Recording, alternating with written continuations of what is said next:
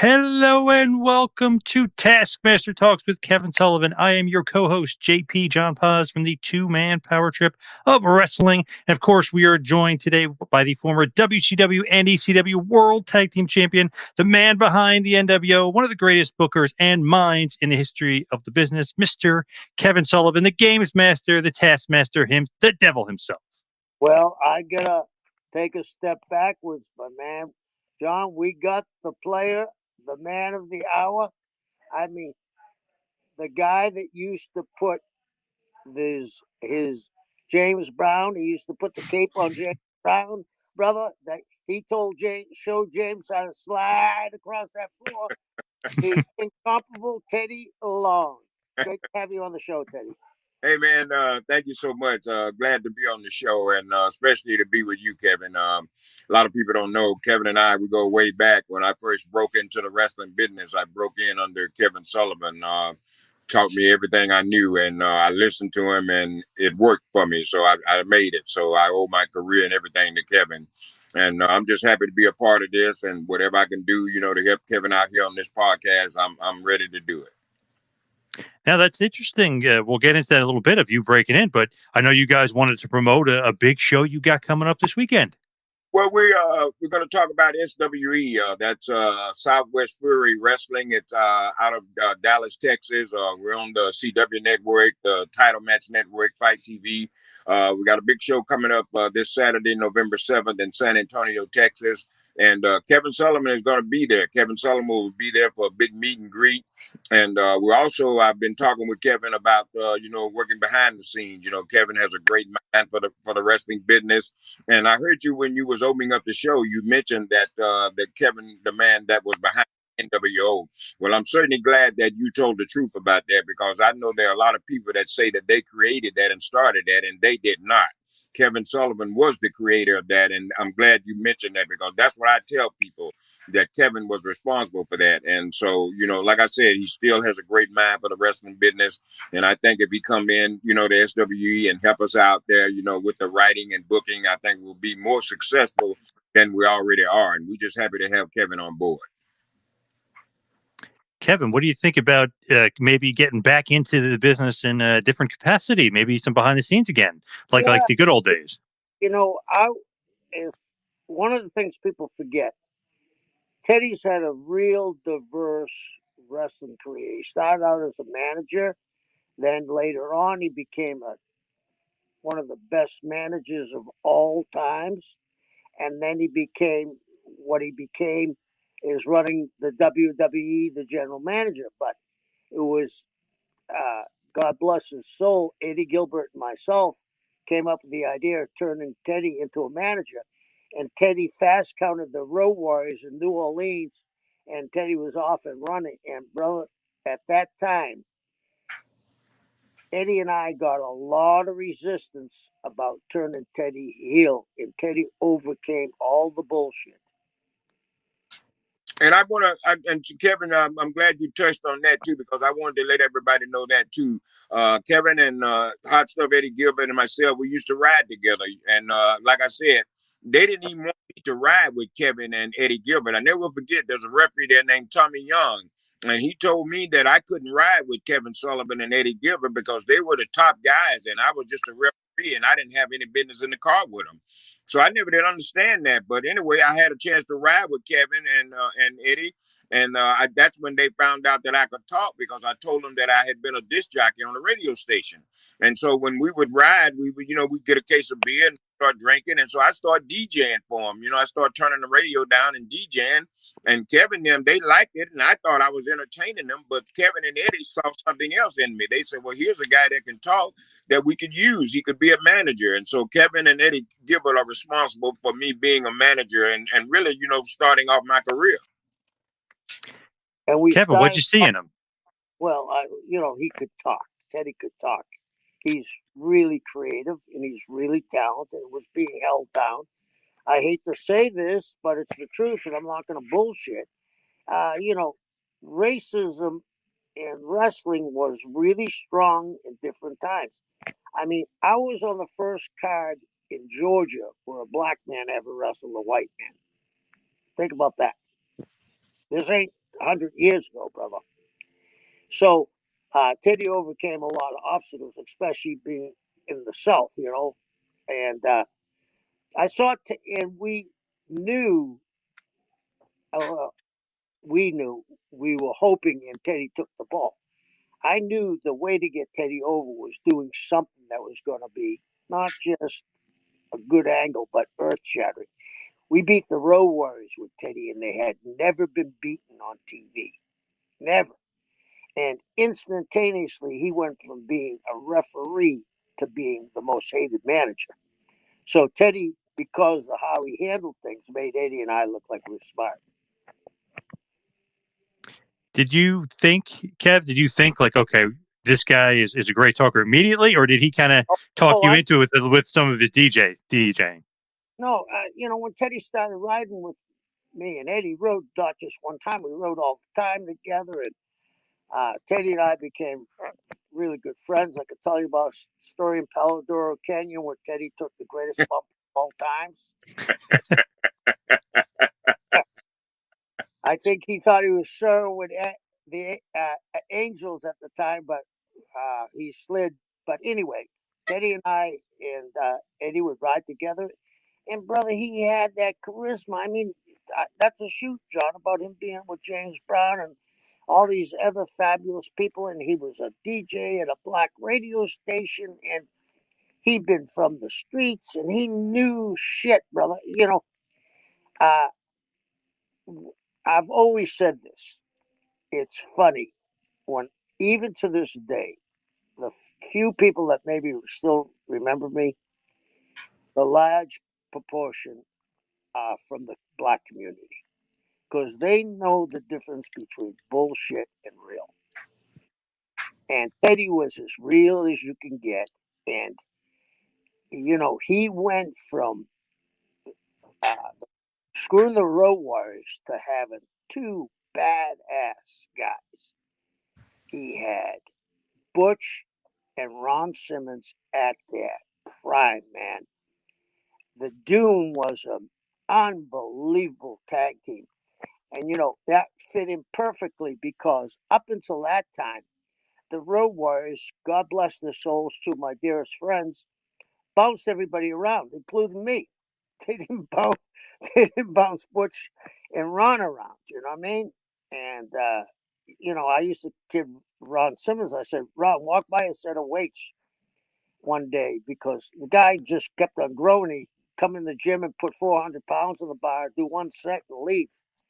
So Teddy made those guys too because Butch had been a veteran, but Ron was just starting. So when there was, and you got to remember, there was no scripting for interviews then. And Teddy would do what a manager's supposed to do, let the heel team start talking. But when they started to get off the subject matter, Teddy was there to pick it up. And they drew money. I mean, they drew money. And had great matches with the Road Warriors. And the other thing was I kind of realized, what my position was. I got two big guys behind me that are, two big monsters. And so I knew my role. My role was to just run that mouth, talk a lot of shit, and let these guys back it up. And that's exactly what I did. Yeah. Love like that kind of combination put together. But Teddy, what did you think of Kevin and Eddie Gilbert booking and having so much faith and confidence in you? Were you nervous at all? Well, yeah. You got to be nervous because back then, for me, to branch out like I did, it was unbelievable. So it was kind of scary. But I was just thinking, with me and Kevin and Eddie, I happened, to got real close with these two guys, and I trusted them. They were like my family, and so they trusted me, and they gave me the opportunity to do what I did. And I remember this: if these guys think enough of me to get out there and to put me out there and put their job on the line, then my job was to not to let them down and to be successful. And that was my whole thought: is Kevin and Eddie, you guys gave me this break. I won't let you down, and I'm going to do what I'm supposed to do. And that's what I did. I think that when you were a referee, probably your most famous refereeing gig, I guess, was Flair Steamboat, right? That's like the one that kind of really sticks out? Well, yeah, that was, basically one of the big ones that I had a chance to referee, the Chi-Town Heat with Flair and Steamboat. And eventually Tommy Young was the referee, and I just happened to come and save the day. You know, they knocked Tommy Young, bumped Tommy Young, he went down, and I came in and made the 3 count. What did you think, like the transition from referee to manager? Like it's a completely different thing, completely different. You got to look at it differently. You got to examine it differently. What did you think about making that transition? Well, my thing was this, you know, I was kind of nervous because I was getting in a position that I'd never been in before. But, you know, my thing was, you know, these guys giving me this opportunity, I got to make it work. So it just didn't bother me. I just waited on them to tell me what I needed to say or what I needed to do. And that's what I went out and did. Kevin, what was like the initial thoughts with Teddy? Like, what did you want to do with him? Where were you going to go with him? What did you like the initial thoughts when you first like, okay, got to make him a manager? Well, it was the perfect timing because we had never had the Road Warriors beat. And really, at that time, except for the Powers of Pain, and that came later, nobody could face off with the Road Warriors physically. And I said, well, and Eddie and Teddy we were all involved in this. And I said, you know, if we're going to make this work, it has to be big. It can't be him, Teddy, doing this on undercut. It has to be something with it. It's going to get a lot of heat. It's going to shock a lot of people. And at that time, nobody saw that coming. That's why it worked so well. And Teddy performed so good. And one of the things was, I look back at it. If you look back at Teddy's facial expressions during the match, he starts off, you know, got that smile and he looks like he's a babyface. But as the match goes on, it's almost like Dr. Jekyll, Mr. Hyde. Dr. Jekyll starts taking over, and Mr. Hyde starts taking over Dr. Jekyll. And by the time he counted 3, when he counted 3, it was like he had this shit-eating grin. Well, screw you guys. And then it was easy for us to follow up because Teddy knew how to talk. You didn't have to teach Teddy. And I don't think it would have worked if somebody had handed Teddy a scripted interview. Ted, you agree that scripted interviews of today are not the way to go, that you got to almost be yourself and be a character and be able to cut your own promos? Well, yeah, I certainly agree with that. But here's the thing, too. You have to be able to adapt to any situation that you get in. When I went to Vince McMahon in 1998, you know, I started refereeing when I first got there. When then Vince discovered me and found out what I could do. And Vince's words were me to one night I walked out on Vince's TV as a manager. I came back after I cut a promo. I came back and Vince McMahon stopped me and looked at me and he told me, he said, I can't believe I've had you right here under my nose all this time. Those was Vince's words. So then my thing was this. Vince McMahon gave me the opportunity to kind of run with my character. You know what I mean? I had they call it the carte blanche. So what that means is I was able to do whatever I wanted to do with my character, but I understood, you know, don't go stupid. You know, just because you got a little bit of power, don't go acting a fool. You know, still you got a job to do and you still have a boss. So what I did, Vince McMahon, you know, they wrote stuff, they gave it to me. After I would read it, okay, I would go over it and then I would add myself to it. And Vince trusted me enough to know that I wasn't going to get out there and say anything on his TV that would cause any problems. So everything that they wrote for me, I just added my twist to it. And Vince gave me that opportunity to do that. And that's why I made it there 15 years, because my thing was real. My character was me. And, you know, became a WWE Hall of Famer. So, I mean, obviously that's creme de la creme, the top of the top as far as the heap. So what was Vince like? I mean, you know, he said he had you, he loved you to talk about. Well, what's he like behind the scenes? How was he to deal with? Well, okay, he was okay with me. You know what I mean? It's a lot of guys I saw him get on and he get on them real heavy. But I mean, I look at it like this. This man has $1 billion operation, and one word you could say could screw everything up. So I understood when he got on people that went out there and made mistakes on his TV. I thought he was within his right to do that because you can't make mistakes like that. So that's why I tried not to make mistakes. I found out what Vince liked, and I found out what pleased him, and that's what I ran with. I didn't play around. I didn't joke with him or nothing like that. I would go out and do what I was supposed to do. I'd walk back in. I'd look over at him. He'd give me a thumbs up. I'd keep right on walking. If I did something wrong, he would call me or he would bring me over and let me know what I did wrong. But I only had to go have a come to Jesus with Vince McMahon only one time in my whole career that I was there. And I was responsible for that because I started slipping one night and I went out and I started playing, doing a promo. And you don't play with Vince. It's always business 24/7. Yeah. Teddy, can I switch gears for a second? How long have you been involved with Fury? How long have I been what? Involved with Fury Wrestling. Oh, with Fury. Okay. I've been involved with them, I would say maybe 6, 7 months now. And you see that they're in, isn't it true that they're in 30 million homes? Yeah, exactly. Like I said, they're on the CW network, Title Match, Fight TV, and they're picking up other stations, around in Texas. But let me tell you something about SWE Fury. I happened to be going on my Facebook page one night, and I just started seeing a bunch of their stuff. And so it caught my eye because a lot of it was like the old school, the stuff that I was brought up with. And so I just started paying attention to it. And I just said to myself, these guys right here got potential. So I happened to see Rodney Mack and Jazz, two people that I had the opportunity to manage in WWE.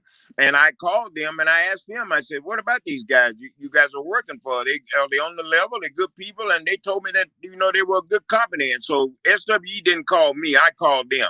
And so I had a chance to talk to Tom Lance, James Beard, and those guys. And so they would, they said, well, hey, man, if you, want to help us out, then we'll bring you in. And so I'm glad I did. I went in and started helping them out, and they're happy with me, and I'm happy with them. And just I can't wait to get Kevin in there so we can really, put out some good TV. Well, the thing is, James and Tom are very nice guys, and then with you, it's a big acquisition. And who's their champion now? Is it Storm? Tim Storm he was a former NWA champion, and now he's the SWE. I've been a big fan of his for a long time. What about you, John? Oh, yeah. Had him on the show before. He's a great interview, great talker. Kind of put the NWA back on the map for a bit of time when it was kind of dead and buried and nobody paid attention to it. And they did that 10 Pounds of Gold series. He really kind of put it back on the map. Yes, he did. And, another guy that I think gets overlooked is the NWA champion, Nick Aldis. And they had some terrific matches.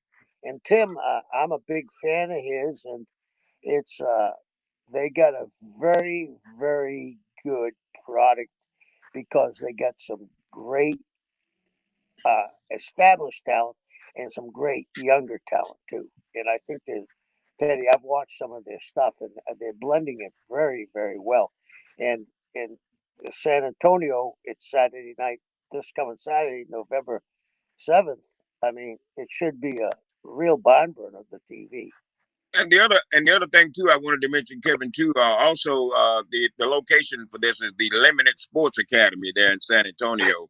And on Saturday morning, on November 7th, around 9 a.m., we're going to have a wrestling clinic, academy there. If you want to sign up or learn how to become a professional wrestler, referee, ring announcer, or whatever you want to do, we have the people there to train you to do that. So we are going to have a training academy on Saturday morning at 9 o'clock at the Limited Sports Academy right there at the same building where we're going to have the event. So if you want to sign up to become a professional wrestler, whatever you want to do in this business, we got some people there for you. So that starts around 9 o'clock Saturday morning. Good. John, Teddy, you know who I think would be a great opponent for Storm? The Blood Hunter. Have you seen him, Teddy? Blood Hunter from Canada? No, I haven't seen him. He's really hardcore. if you go to Hannibal TV, his matches are on Hannibal's program. Have you seen the match, John? I mean, Oh, yes. this The guy, big boy. He's a big boy, yeah. this guy is old school. He's about 260, 270, trains twice a day, and he was a boxer, judo, MMA, a wrestler. I think Tim and him could draw some money down the line. Well, I also want to mention too, we also have another guy there too that I think has a lot of potential, and I think he'll be good as Andrew Anderson, the enforcer. He's a big star there in SWE too. So I think he has a lot of potential, and I think Andrew's going to go a long way. Andrew's one of my favorites of all times. He's a guy that really fell in between two generations. Should have been on a major company. Andrew, I could see Andrew challenging Storm for the title because, like you said, Andrew's a big guy. He's in shape. And he moves, and he's unbelievably strong. John, do you know one time for autism, Lawrence Taylor spotted Andrew in Teddy. Andrew bench pressed 2.25, 72 times. I couldn't roll it 72 times. Wow, yeah. Yeah. So, I mean, yeah, they get a lot of, it's exciting. And it's exciting when you're on a company that you can see there's going to be growth. Right. And James is, Beard is a very smart guy. Didn't get the credit he deserved with Fritz's company, and he was instrumental in coming up with ideas for Fritz, giving them to Gary and whoever else was the booker. And Tom has picked up the really the pieces in Texas, because Texas was once the greatest wrestling state of all times, and he's picked up the pieces, and I think they're going to be very successful. Well, I do too, and I think with your help, Kevin, with you coming in, lending us a hand, I think there's no other way for us to do but to go straight to the top. Well, Teddy, I get a question: how hard was it to get when you were managing Doom? That must have been first of all, it must have been a dream come true. But how hard, because you have two bulls, Ron and Butch, how hard was it to have them work together in unison? Because let's face it, you talk about two super athletes. To me, Butch Reed was so underappreciated in the wrestling business, it's beyond my thought process. And Ron Simmons was one of the greatest athletes of all times in the wrestling business. How hard was it to get them to? Well, with Butch and Ron, they were really easy to manage. You know what I mean? Butch Reed, Ron Simmons and I had the opportunity to really learn a lot from Butch Reed. Butch had been around, a lot longer than we had.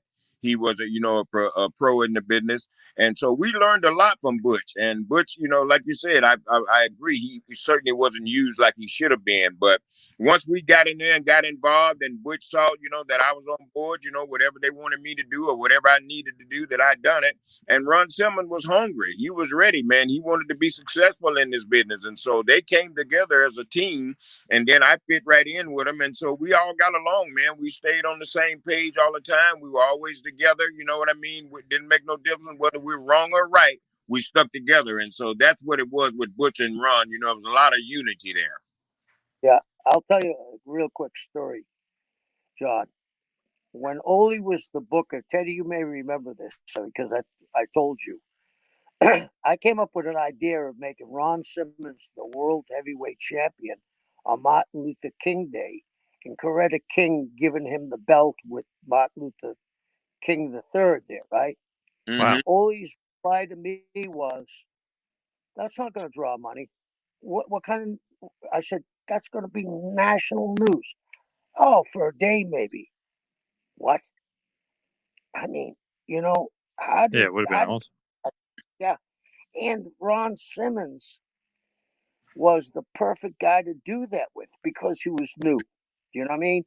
He was like, if we had done the Goldberg angle with Ron, it would have worked just as well, I think. Because Yeah. when you saw Simmons walk down the aisle, you knew you were watching a real athlete, just like Goldberg, and you were watching a kick-ass guy. And, as high as they did get on the card, like Teddy said, I think Butch got kind of, in the history of the wrestling business, people don't understand how great Butch Reed was. And it's great to hear that he showed you, Teddy, and there was no animosity stuff, because it's hard, brother, to give it Yeah. up stuff. Well, it's really hard, because sometimes you can get with a team, and sometimes the guys don't get along, and I had that experience with the Skyscrapers with Sid Vicious and Danny Spivey. Yeah, Sid Vicious wasn't a big Teddy Long fan, and Teddy Long wasn't a big Sid Vicious fan. So him and I didn't get along. I got along great with Danny Spivey. So it was real hard trying to, manage guys that didn't like you. And, so that played a big part in the breakup of the Skyscrapers. right. What about Mean Mark? How was your relationship with Mean Mark Callis of the Skyscrapers? Well, Mean Mark Callis was absolutely fantastic. That's the way I got a chance to really meet the Undertaker between when he was Mean Mark Callis, and to had the opportunity to manage him back in the day was really a great, feather in my hat. And then after I got into WWE, I got involved in another big storyline with him where he kidnapped me and had me in the coffin and all that stuff. And that storyline was created by Vince McMahon himself. So for me to be working right there with Taker and Vince McMahon, and everything, I mean, it don't get no better than that. What was he like back then? As a young guy in the late 80s, early 90s, what was he like? Completely different guy? Well, no, he was the same guy. He's always been one of the nicest guys in this business. Okay, he's always tried to help people. I've watched him come back to TVs and stuff, and before he, has to go out and do whatever he has to do, he'll come out during the day doing rehearsals, and he'll just on his own just step in and try to help guys. Nobody asked him to do anything. He'll just do stuff on his own, and I could always go to him if I had problems with other people. He would always kind of watch my back, and not only me, he would just look out for everybody. So Taker was one of the nicest guys in this business, and I have a lot of respect for him.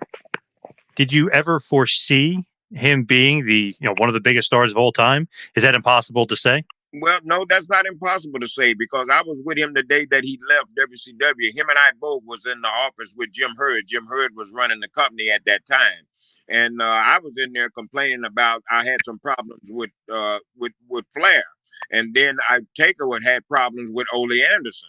So Ole Anderson didn't want to pay Taker a certain amount of money, is what I gather. I mean, this has been quite a long time. And so Taker told him no, and he left, and Taker went straight on up to WWE. So, I was right there through it all. Is it true that... Oh, sure, Kevin. Go ahead, John. I'll follow you. I was going to say, is it true Ole that day told him you're never going to make any money in the business? He told him he'd never draw a dime. He had red hair and freckles or something, he said to him, but he told him he'd never draw a dime. That's how smart, in my opinion, and everybody has one. Nobody has drawn the money that the Undertaker has for this length of time. Anytime he goes out, he draws. And I don't know anybody else you can say that about. Hogan had a down period. The only other one that comes into my mind, the only other two is maybe Rock and Austin, but I think Austin had a little bit of a downtime when they turned him with McMahon. That was so ridiculous. You know what I mean? That was that was the hottest angle of all time, McMahon and Austin. But the Undertaker, he's like the ever-ready battery rabbit. He just goes and goes and goes. And there's no telling how long he could come 2 times a year and draw money, because every time now to me, what I equate is it's like you're going to watch Mickey Mantle's last game. You don't know if that's going to be the last time you'll see him, and people are going to pay to see him. And all he needs is a little angle, and his mystique is over so much. And for not being able to see How tall is he, Teddy? 6'5", 6'6"? Yeah, I would say somewhere like that. You can't teach height. You know what I mean? You can't teach physical presence.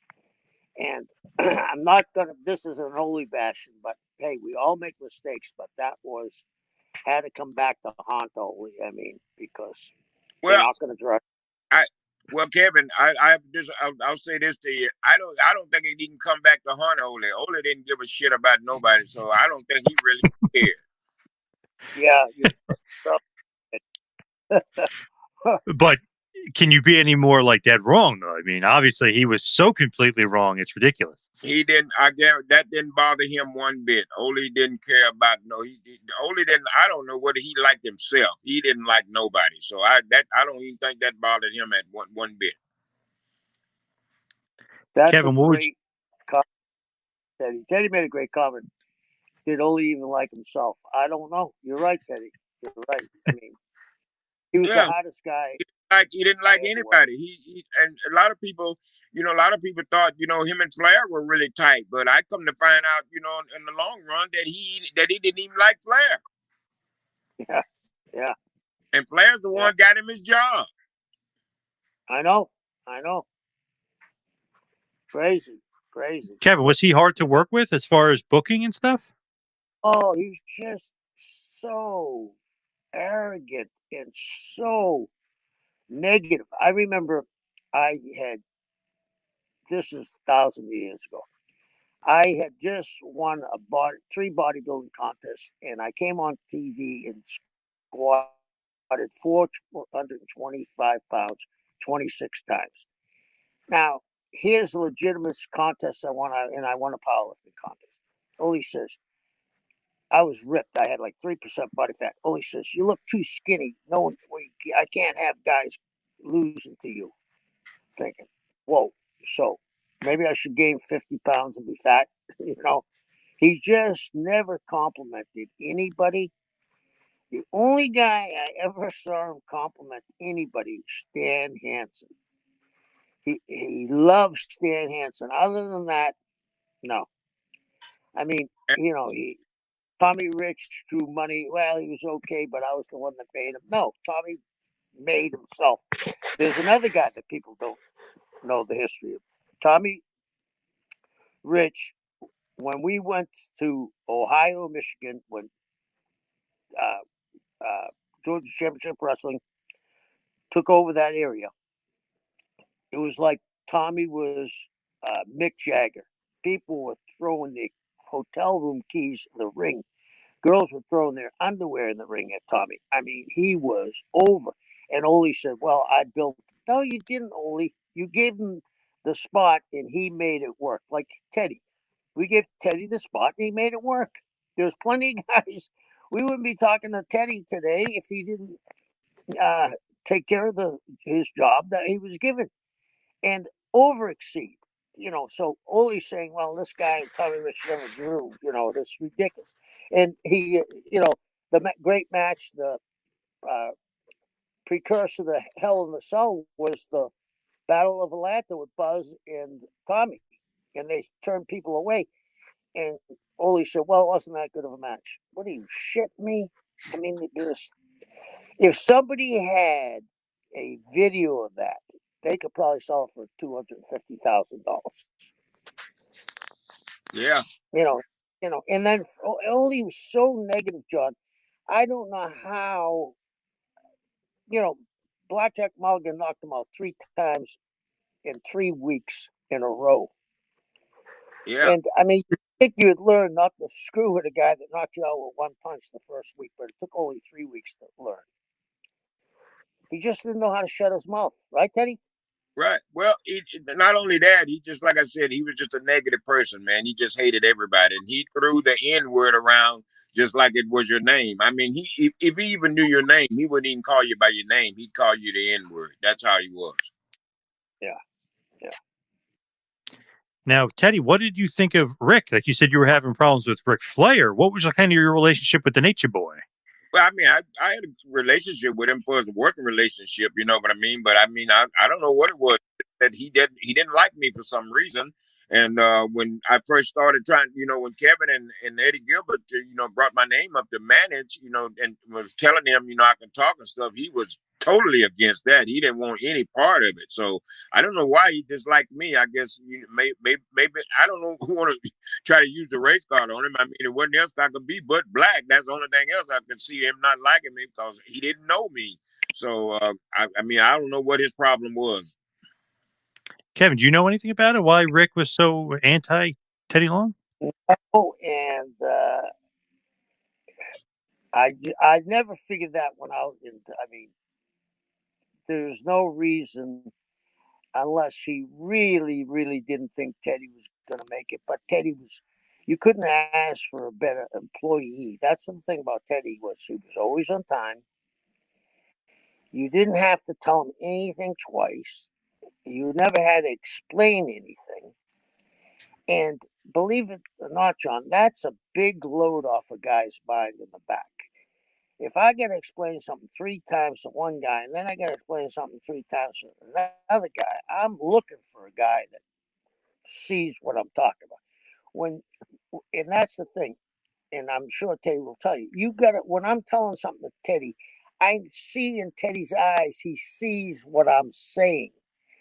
You tell it somebody else, and this is no knock to anybody, but when you're green, you don't really see it. And that's why, people say, well, why don't they push him? Because he doesn't see it.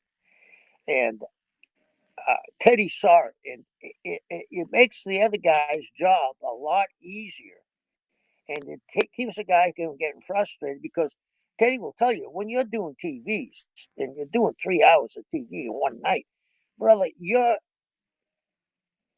head is down and you're moving, and you don't want to get distracted and keep on going over shit. So Teddy was the perfect employee, and Eddie and I knew that he could talk. Maybe we should have had him audition for Rick. If he had auditioned for Rick, the problem that Rick had, maybe, I mean, you can't stop when you see talent. You can't say, no, that ain't good, because Teddy was auditioning for us every night, and Eddie and I were popping every night. And I knew it was going to draw. And I knew I wouldn't have taken the chance with the rope beating the Road Warriors. They were our number one attraction, John. And I beat them with Teddy, because I knew that was going to excite people. That, you see, the Road Warriors lost. No, they didn't. Oh, you got to go.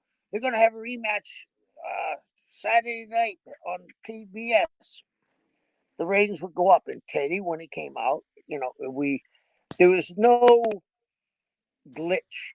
We went from Teddy beating the Road Warriors to Teddy in a suit managing Doom. Boom. And that was it. We were off and running.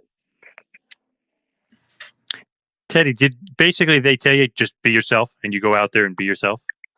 Well, yeah, that's all I could do. They at the time in WCW, there were no writers, so basically, you had to wing a lot of stuff. And so my thing was, I'd always get with Kevin or Eddie and find out what I needed to talk about, and they told me what the points, bullet points were, and I just took it and ran with it, because I knew what I needed to talk about, and I did understand the business, and I knew what my job was, to get my team over and to talk about the team that my team is working with, to try to discredit them as much as I could. Not just so much discredit them, I mean, because they were tough guys too, but I always let them know I had the better guys. You might be good, but my guys are better. Now, Teddy, I don't know if you'll remember this or not, but a few years ago, I brought in Ron Simmons and Butch Reed for an autograph signing in New Jersey. You were there with my good buddy, Jerry. He had brought you in, and we brought together Doom. And I mentioned to Ron Simmons about the Steiner brothers. And he had a hilarious story, and Butch kind of turned his head. He didn't want to hear about it. What is the story of the Steiner brothers trying to beat up Doom and really not messing with Ron, but I guess they beat up Butch a little bit backstage? I don't know anything about that. I don't think that never happened. I ain't seen Steiner's beating up Butch backstage. Now I don't know what that is. I never saw that. Now Ron says that I guess they were trying to tie him up or something, and all of a sudden Ron was standing there, and I guess they were, I don't know, I guess they were fooling around, joking with Butch, but as soon as they saw Ron, they froze and they looked at each other, and they just shook their head and walked out. And I said, Ron, what is it? He goes, I'm unfuckwithable. Well, that might have been true. Now that one there, I don't know about, but the thing I can let you know, didn't nobody really want to mess with Butch and Ron. Now you jump in that mess with them, you got your work cut out for you. Oh yeah. Now Butch even said Ron was the tougher of the two. That Ron would like he could do some damage 1-on-2. So I guess Ron is like legit tough, badass guy, badass dude. Well, in this business here, you got to be tough and a badass, or you'll get your lunch handed to you. I tell people all the time, this is professional wrestling. This ain't ballet. The thing about Ron Simmons was, he won the trophy for being the defensive player. I just had it on the tip of my tongue. When he played for Florida State. And he was in the top 5 for the Heisman Trophy, which is unheard of for a defensive player. And he probably was the strongest guy that came out that year in college. I mean, Ron was a bull, man. I mean, he was a bull. And Matsuda trained him. And I was there when Ron was breaking in Florida when they were training him. I saw great athletes puke, crap up, cry, because they were murderous to them. And Matsuda was a very, very tough guy, and he hurt those guys.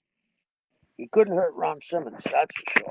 And Matsuda was trained by Kyle Gotch, and Matsuda couldn't hurt Ron Simmons. So that tells you how tough Ron is. And Ron blew through those workouts, blew through 500 squats, 500 push-ups, right through them. And when the boys were coming down, we'd all come down once in a while and look at them training. Everybody, after they see Ron, would scurry back into the dressing room. They didn't want him to say, "Hey, you want to train with me?" Nuh-uh. And let me say this too, since we, while we're on here too, we're talking about, my situation with Flair and stuff. And I know once this airs, people are going to take it and twist this and say, well, Teddy Long, you're talking about how racist Ric Flair and all this. Well, let me explain this to you. All that's behind me. I don't worry about that anymore. That's in the past. I see Rick now. If he speaks to me, I speak to him. We get along and move right along and go about our day. So all that stuff that happened to me in the past, I forgot about that. I made it. I'm successful. God blessed me to make it in this business. To Kevin and Eddie and a lot of other guys that were, had my back. Harley Race, another good guy that kind of took care of me. So many guys, Undertaker, a lot of guys that took care of me while, when I was breaking in. So all this stuff with me and Flair, all that's behind me. I forgot about it. So, and I wish you people would let it go too. Absolutely. Said that, Teddy, because John and I were talking before the show, and I said, I don't know if it's age or wisdom with age. You got to let shit go from the past. You can't be worried about what somebody said 20 years ago or 25 or 30 years ago or 10 years ago or 10 minutes ago, because it's not that important to take up space in your head. You know what I mean? And right. If people are negative. So you just got to stay positive. And Teddy being positive, I think, was what helped him get through the tough times. And I'm not just saying tough times he had with people. It was hard to be on the road as much as we were. It was very difficult. I mean, people didn't understand. I mean, I think about this today. At one time, when WCW was running, we had 3 towns a night going.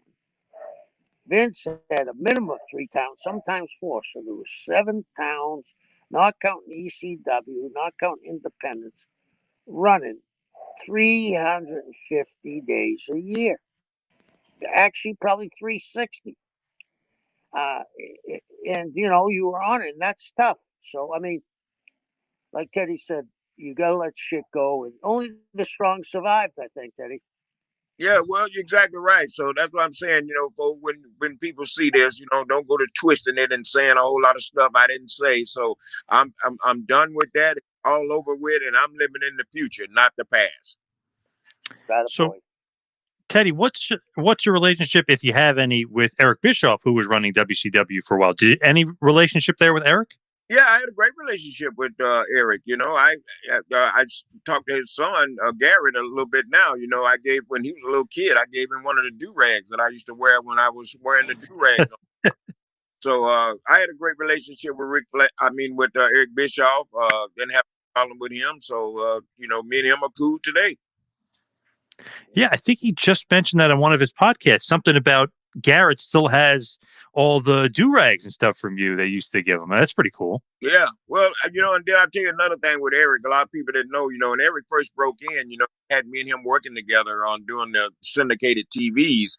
And from what I could gather, that Bill Watts wasn't a big fan of Eric Bischoff. Bill didn't like him.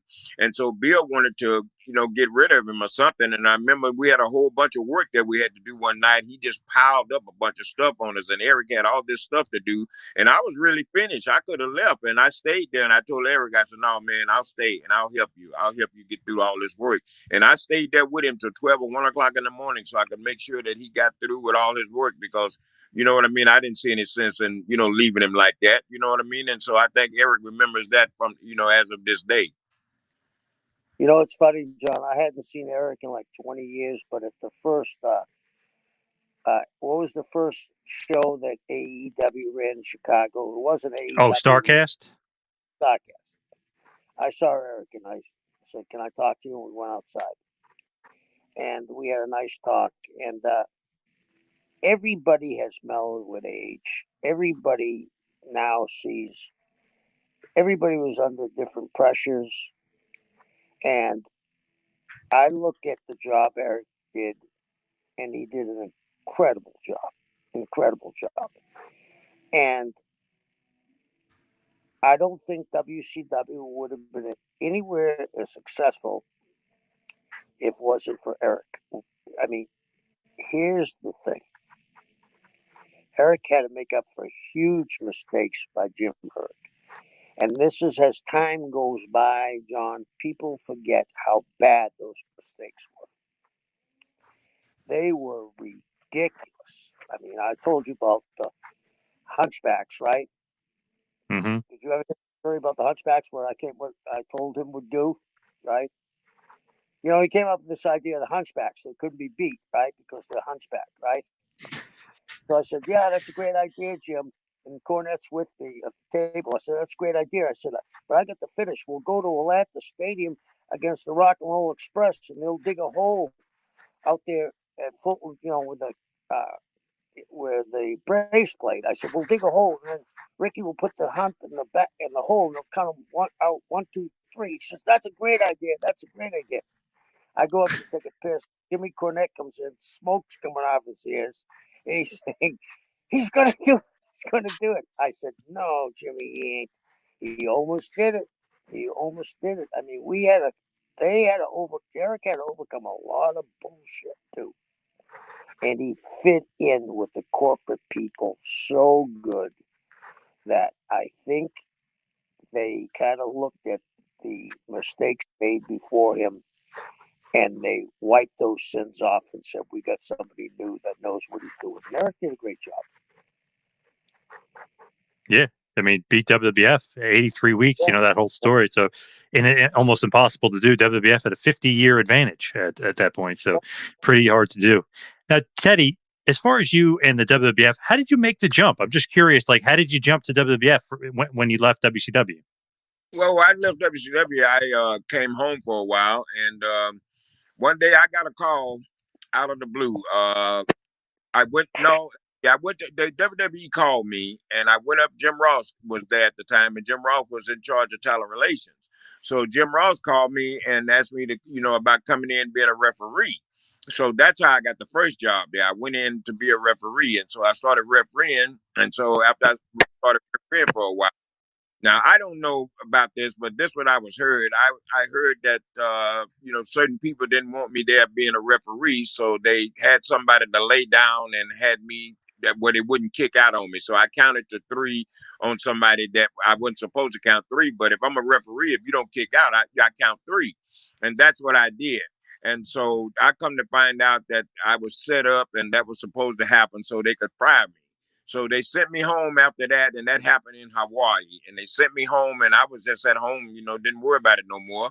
And so I got a call one afternoon about 3 o'clock, and it was from John Laurinaitis, and he said that we need you to come to Providence, Rhode Island. Said Vince wanted to bring me in as a manager. So I also heard that before that happened, that they had talked about managers and that they threw Ernest the Cat Miller's name around. That's who John Laurinaitis wanted to bring in.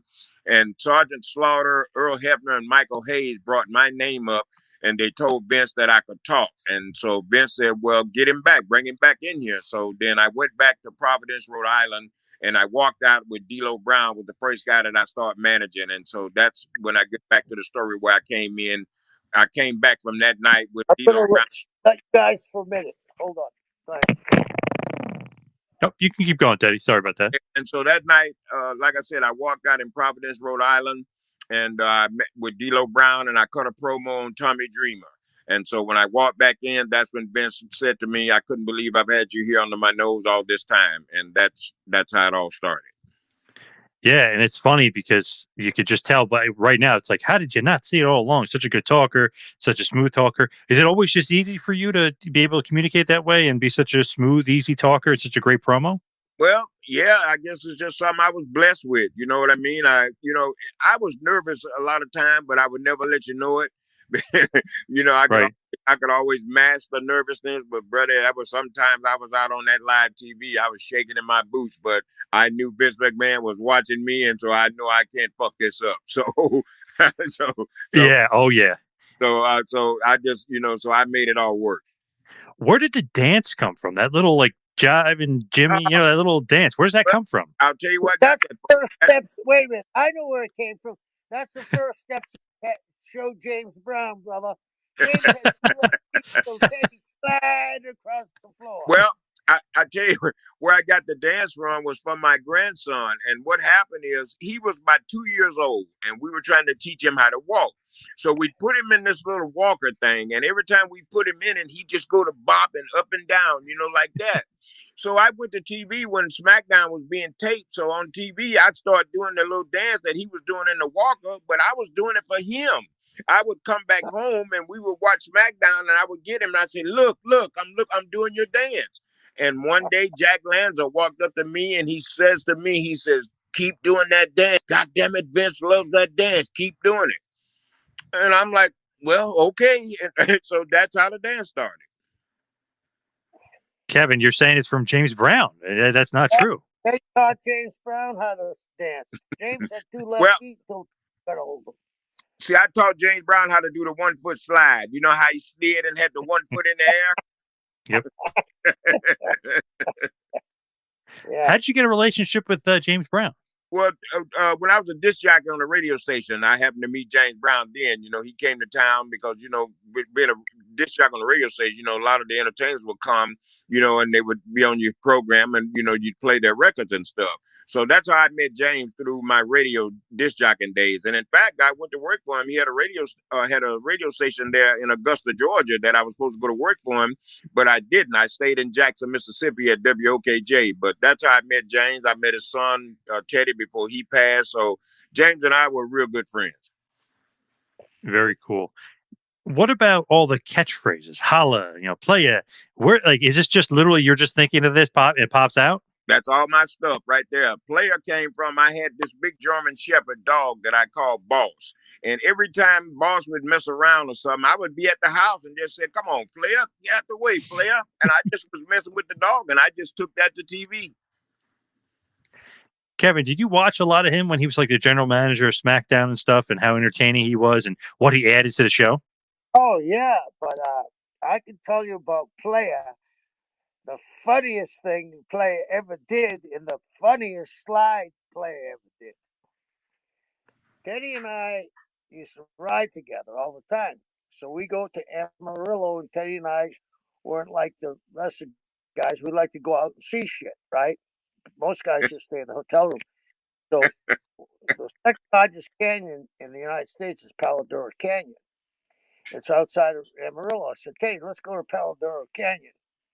So we were off that day. So we're driving around the canyon. There wasn't many cars. You could drive around a big, huge loop, miles and miles. So I think we had some iced tea with us, and Teddy and I had having a couple of glasses of iced tea, and we're driving, and Teddy said, look up there, look up there. There's a cave. There's a cave. And I said, God, you're right. I said, I'll go up there.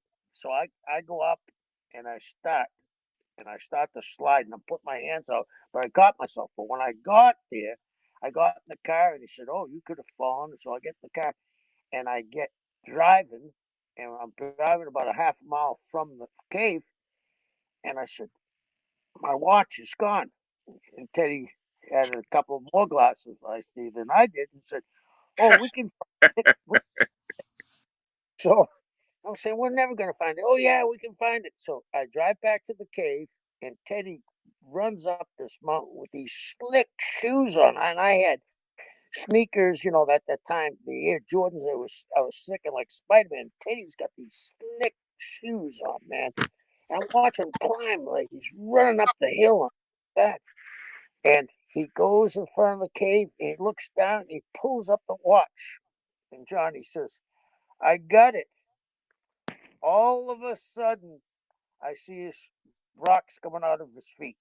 He starts sliding down that hill. It had to be a half a mile. And he's putting his arms out, trying to slow his ass down. Rocks are shooting. It was like a cartoon. Rocks are shooting against down the bottom of the hill. I'm saying, are you okay? You okay? His shirt is ripped from the cuff to the shoulders on both sides, and his arms are ripped open. We had to pour alcohol on his arms, but he found the watch. It was unbelievable. Well, yeah, it was the Polydor Canyon, and like Kevin said, we was drinking iced tea, and plus back in the day, man, I got everything in me A to Z. So I climbed the Polydor Canyon, and so I get ready to come down, and I see where there's a rock, and I'm saying to myself, all you got to do is just jump from this rock over to that rock, and I knew I could jump; it wouldn't be no problem. So I went to make that leap, and that's all it was. It was a leap. And the next thing I knew, I was coming down the Polydor Canyon. My arms was all raw I scraped all the skin off my arms. And then Kevin didn't make it any better. So we got back to the hotel, and we had to go to do the show that night. So I'm like, Kevin, my fucking arms are raw. What am I going to do? So he takes and goes and gets a bottle of alcohol, and he pours alcohol over both of my arms that are raw, and he puts bandages of some gauze on them, and we went on to the show and did the show. That's a true story. Well, I guess we're about wrapping it up, right, John? Yeah, we could wrap it up. Just kind of give us one last push, Teddy, if you could, for SWE Fury. Okay, just to let everybody know that Saturday night, November the 7th, in San Antonio, Texas, we'll be right there with SWE and all the superstars. SWE with a great big show, like we talked earlier. Tim Storm, the NWA, former NWA champion, he's the SWE champion. He will certainly be there. Andrew Anderson, Miranda Gordy, the women's SWE champion, will be there. Niles Plunkett, the TV champion, and a host of other stars are going to be on hand in San Antonio, Texas, right there Saturday night, November 7th for SWE. And we're asking everybody to come out. And don't forget, Kevin Sullivan will be there for a big meet and greet. And we're looking forward to seeing everybody, player. I'll see you tomorrow night, Teddy. All right. Yep. No, man. And Kevin, thanks so much for having me on your podcast. And I'm getting ready to start one myself. It's going to be called Hold On a Minute, Player. And Kevin, I definitely will have you a guest on my show. Thanks, Teddy. Please also give us your social media plugs as well. Well, my Twitter is at Teddy Long Player. That's what it is. And my Facebook is teddylong.com. Awesome stuff. Teddy, we'll let you go. Thank you, Kevin. I just got one more thing to bring up with you about the Blood Hunter. But Teddy, thank you so much. Appreciate it. All right, guys. Thank you so much. And Kevin, I'll see you tomorrow. Thank you, Teddy. All right. See you tomorrow, baby. Bye-bye. Now, Kevin, one other thing I wanted to bring up to you for yourself and for the Blood Hunter, of course. NAWA 1219, the Jingle Brawl. The Blood Hunter will be there with Kevin Sullivan. It'll be available. You can find more information on Hannibal TV. It'll be available on Fight TV. It's of course from the Daytona Ocean Beachfront Center in Daytona Beach, Florida. That's NAWA Jingle Brawl, featuring the Blood Hunter, obviously managed by you, Davey Boy Smith Jr., Gangrel, Chase Stevens, Alpha Jr., Amber Nova, and so many more. Tickets are available through Ticketmaster.com, or the Ocean Center website. There is a great poster out there with the Blood Hunter, Blaze, the beautiful Blaze, and yourself. Just to promote that and throw that out there. You and the Blood Hunter. About that, John, I opened up the Ocean Center. I was the guy that opened up the Ocean Center against Bad News Brown, who's Bad News Allen, in a Thunderdome. And Daytona Beach became our number one drawing town for a while. So it's been years since I've been back there, and I'm looking forward to going back, especially with the Blood Hunter. I mean, this guy is really something special. And we talked about it earlier. Yep. He's in shape, MMA, jiu-jitsu, kickboxing, boxing, shoot wrestling. So he's the real deal, and everybody better be watching out when the Blood Hunter comes to town. I'm going to guarantee you something. Somebody's going on the stretcher. And hey, that's awesome too. And I believe not Halloween, excuse me, Bash at the Beach 96, Hogan makes his heel turn in this very same building. So it has got some historical facts in it and historical means to it, with to say the least. It's got historical background. Yeah, it's the home of Kevin Nash. Yeah, there you go. Well said. So that's NAWA 1219, the Jingle Brawl. Check it out on Ticketmaster and also on Fight TV, and obviously further information on Hannibal TV as well. And as we wrap it up, just want to throw out the plugs. You can go to my Twitter or Instagram at 2Man Power Trip. You can follow Kevin on Instagram at Taskmaster Talks.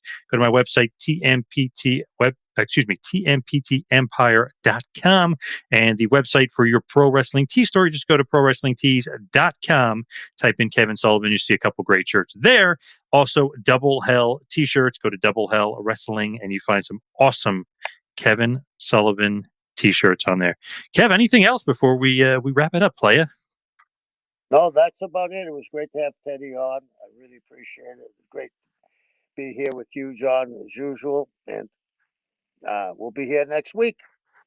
Yes, great stuff. And of course, go to manscaped.com, get 20% off. Use the promo code Sullivan20, still going on. So manscaped.com, Sullivan20. And thank you, everybody, for joining us this week. We'll see you right back here next week on Taskmaster Talks with Kevin Sullivan. See you next week, folks. Thank you for watching the Hannibal TV. Please like this video if you enjoyed it, and click the subscribe button to not miss any of our latest shoot interviews, match videos, or news updates. Support us on patreon.com for $1.99 a month to watch our full shoot interviews ad-free and help our channel grow. Follow us on Twitter at the Hannibal TV for instant updates.